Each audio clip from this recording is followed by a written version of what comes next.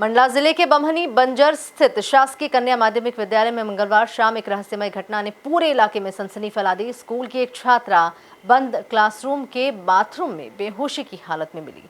छात्रा की चोटी कटी हुई थी और सिर पर गंभीर चोट के निशान पाए गए। इस घटना से शिक्षा विभाग और पुलिस प्रशासन में हड़कंप मच गया है। देखिए एक खास रिपोर्ट। जानकारी के मुताबिक स्कूल की छुट्टी के बाद शाम करीब 4:30 बजे छात्रा पर यह हमला हुआ। परिजन जब देर रात उसे खोजते हुए स्कूल पहुंचे तो वो खून से सनी और अचेत अवस्था में मिली। छात्रा को तुरंत सामुदायिक स्वास्थ्य केंद्र ले जाया गया, जहां उसका इलाज जारी है। होश आने पर छात्रा ने बताया कि छुट्टी के बाद जब वो स्कूल में थी तभी किसी ने पीछे से बोतल मार दी, जिससे वो बेहोश हो गई। पुलिस ने स्कूल परिसर की गहन तलाशी ली और सीसीटीवी फुटेज की जांच शुरू कर दी है। वहीं स्कूल प्रशासन का कहना है कि हमें घटना की जानकारी सुबह मिली। छुट्टी के बाद स्टाफ 5:30 बजे तक स्कूल में रहता है। हमारी ओर से कोई लापरवाही नहीं हुई। सीसीटीवी फुटेज से सच्चाई सामने आ जाएगी। सर, मैं कल कहीं बाहर गया था। मेरी बच्ची जो है घर नहीं पहुंच पाई, तो मेरे पिताजी जो है उसको ढूंढते रहे। ढूंढने के बाद भी उनको नहीं मिली तो मेरे पास फ़ोन लगाए। मैं रात में तुरंत लौट के आया हूँ और आके देखा यहाँ पूरी बस्ती में बमनी के अंदर सब तरफ सर एक एक कुलिये में घूमता रहा कि उसके साइकिल मिल जाए, बस्ता मिल जाए, कोई चीज़ मिल जाए करके, और कोई चीज़ नहीं मिली। अब कोई चीज़ नहीं मिलने के कारण हम लोग थाने गए कंप्लेंट करने। वहाँ कंप्लेंट करके 1 बजे रात के आए, घंटा 2 घंटा घर में रहे हैं। इसके बाद फिर आ गए सर सुबह से आने के बाद पूरा घूमते रहे बमनी के आसपास पूरी सब तरफ। सिर्फ हम लोग स्कूल बस नहीं गए हैं। फिर भी मेरे पिताजी जो है मेरे आने के पहले स्कूल चले गए, लेकिन गेट बंद होने के कारण अंदर नहीं जा पाए। अब आज सुबह हम लोग वहाँ जहाँ कोचिंग लगती है साहू मनीष सर के यहाँ, उसके पास गए तो उससे भी बात किए, तो वो भी बताए कि ठीक है अपन एक काम करते हैं, क्या बोलते सीसी कैमरे से यहाँ जहाँ तक आई है वहाँ मिल रही हैं करके सीसीटीवी से चेक करेंगे करके बोले, करवाएंगे करके ऐसे करके बोले हैं वो। हम थोड़ी सी राहत मिली। फिर हम लोग आके यहाँ पर बैठ गए स्टैंड में बैठे और ऐसे टाइप से बैठे थे कि वो किसी तरफ से भी आएगी तो हम लोग को दिख जाए, ऐसे सोच के हम लोग बैठे देखते रहे उसको, पर हमें कहीं पता नहीं चला। उसके साथ में जो बच्ची पढ़ती हैं वे लोग जब कोचिंग से आई हैं तो यहाँ स्टैंड में हमको मिल गई। स्टैंड में जब मिली है तो हम उनसे पूछे कि भाई जो भी है सही सही बताओ, कब बात है, कल अपर्णा आपके साथ रही कि नहीं रही है? वे बोली कि हाँ भैया रही है, दिन भर रही है।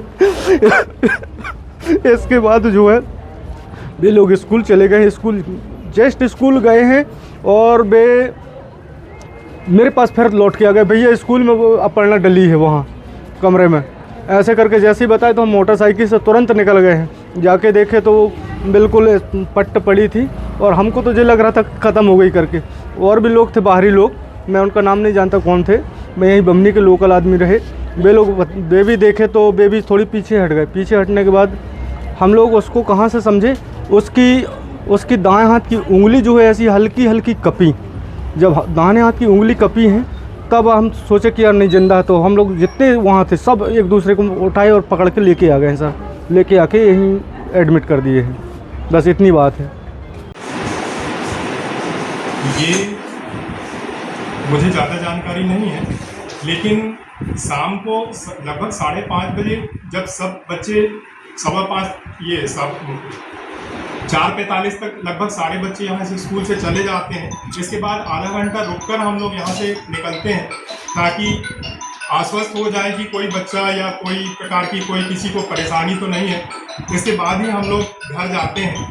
क्योंकि स्कूल में चौकीदार का अप्रैल में ट्रांसफ़र हो गया है, तो चौकीदार नहीं है वर्तमान में। हमारे यहाँ जो 2 भृत्य हैं उन्हीं को शाम के समय में और सुबह के समय में साफ़ सफाई और स्कूल की देख-रेख में लगाया गया है।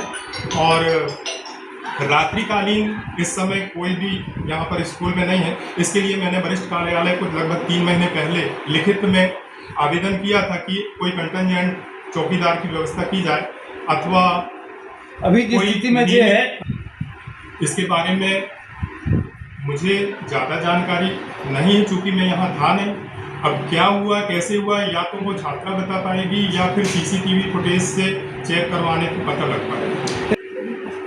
इसमें जहाँ तक लड़की के पेरेंट्स का भी सवाल है उनको जैसे ही मान लो 5 बजे घर ये नहीं पहुंची थी तो तुरंत स्कूल के प्राचार्य या स्कूल के शिक्षकों से संपर्क करना था कि ये कितने बजे तक स्कूल में रही है, कितने बजे गई है, तो हम उसी समय से इसकी खोजबीन चालू करवा लेते और शायद हो सकता है कि वो शाम को ही हमें मिल जाते। लेकिन घर परिवार के लोगों के द्वारा कोई संपर्क नहीं किया गया, रात भर नहीं किया गया, सुबह भी नहीं किया गया। सुबह के समय जब मैं स्कूल आने के लिए तैयार हो रहा था, मतलब खाना खा रहा था, उस समय मुझे जानकारी लगी कि कोई लड़की बेहोश है। तो मैं ये सोचा कि अभी आई होगी, हो सकता है खाना नहीं खाई होगी, तो इसके कारण चक्कर खा के गिर गई होगी। मैं जब आया आपका कहना ये थी उसके पेरेंट्स की है, पेरेंट्स को आकर के देखना चाहिए स्कूल में कि लड़की आई है स्कूल की नहीं आई है, क्या कहना चाहते हैं? मेरा यही कहना है कि ये होता है ऐसा। नहीं, गलती आप किसकी मान रहे हैं? उसके पिताजी की मान रहे हैं ना गलती की, उसको खोजना चाहिए, स्कूल में आई है कि नहीं आई देखना चाहिए। क्या अगर घर टाइम से नहीं पहुंच रही है तो उनको थोड़ा संपर्क करना चाहिए विद्यालय से। अच्छा, चोटी काटने का मामला आया है, क्या है पूरा? अब ये तो छात्रा ही बता पाएगी कि क्या है। स्कूल में जो बगैर पूछे जो है आपसे बगैर पूछे और आपके कर्मचारी ने सफाई कर दी, सारे सबूत मिटा दिए गए।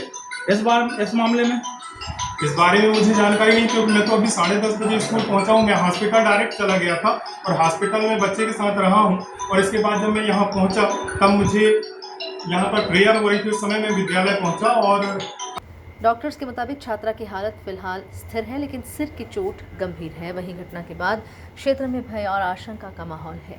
कुछ लोग इसे पुराने चोटी कटने के मामलों से जोड़कर देख रहे हैं, तो कुछ इसे किसी शरारत या साजिश का परिणाम बता रहे हैं। Bureau report, MP news, Mandla.